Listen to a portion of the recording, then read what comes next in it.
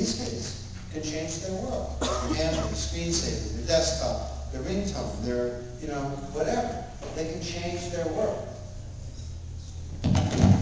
This is a generation of scrutinizers. When I was a kid, I saw a picture. It's a picture. These kids see a picture. What is it? An animation. I'm 12-year-old Moose Lips. I'm chatting with 13-year-old Cyber Chick. Is it really Cyber Chick? I took that kid. Maybe it's Cyber Chick's younger brother who's trying to have some fun. That happened in our family. Or Cyber Chick's father who's trying to find out what's going on with the teenagers. Maybe it's Cyber Evil Person who might harm you. They have amazing BS detectives. Does that translate? BS refers to, I can't do this, can I? BS is what fools create. They can detect BS. This is a generation with strong values. They care a lot about the world. It's a collaboration generation.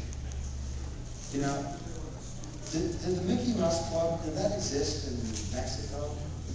Yeah. There was this, I was 9 years old. There was this really hot 11-year-old girl called Annette Funicello, right? I thought we had a relationship. Okay? I sent her letters all the time and stuff. It wasn't so. My daughter is 24. She has 700 friends on Facebook. With their friends, there's 20,000. And there's a guy named Jared at Yelp.com.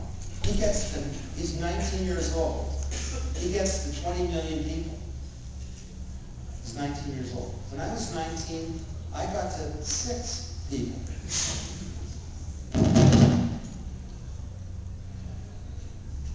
This is a collaboration, a relationship generation. This is a generation that wants to have fun. They say work, learning, collaboration, and having fun is all the same activity. Is that me that's doing that? I can't tell. It is me? What am I doing? Did I say something wrong? BS. This is a generation that wants speed. And this is a generation that's into innovation.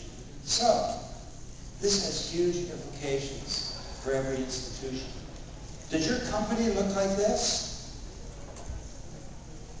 Your products and services and your brand look like this in the market? If you're a politician, are you relating to these strongly held norms and characteristics of this generation? Now, let's talk about their brains.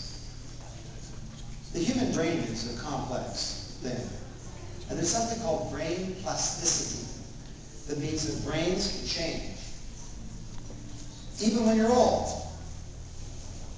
London, has anyone been to London, England? Anybody here? Have you been into a taxi in London, England? Okay. The brains of London taxi drivers have a bigger part of the cerebral cortex that's responsible for memory, because they have to remember the names of tens of thousands of streets. You get into a taxi in London and you say, I'm going to Whifflepot Lane or something. The guy says, right, and he's off, he's got 3 houses on it, but he can remember. So, but for kids, it's different, you see, because it's not just about brain plasticity. There are 2 critical periods of brain development, 0 to 3 years old and 8 to 18 years old. And that's when your brain is actually being formed, when all the synaptic connections and wiring is being made. And the way your brain gets formed is a function of how you handle and what you do, how you spend your time. So if you spend your time watching television for 24 hours a week, that affects your wiring. If you spend your time 24 hours a week searching and collaborating and organizing and memory things and composing. That affects your brain development.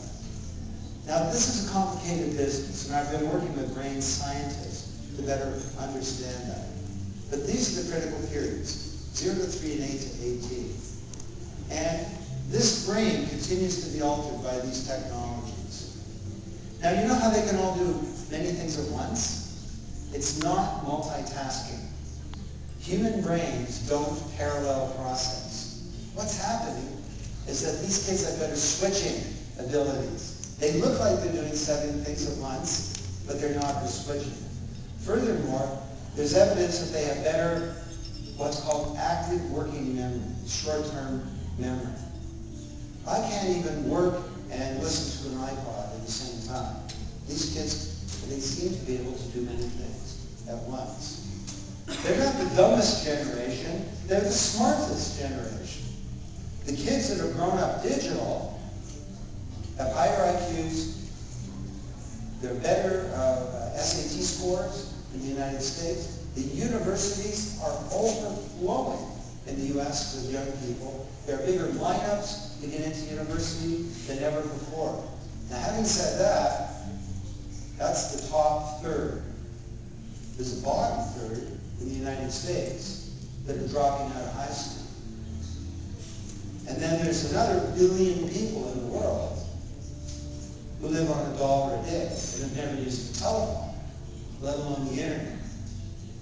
So this is, you don't just call these people the dumbest generation. It's a little more complicated than that.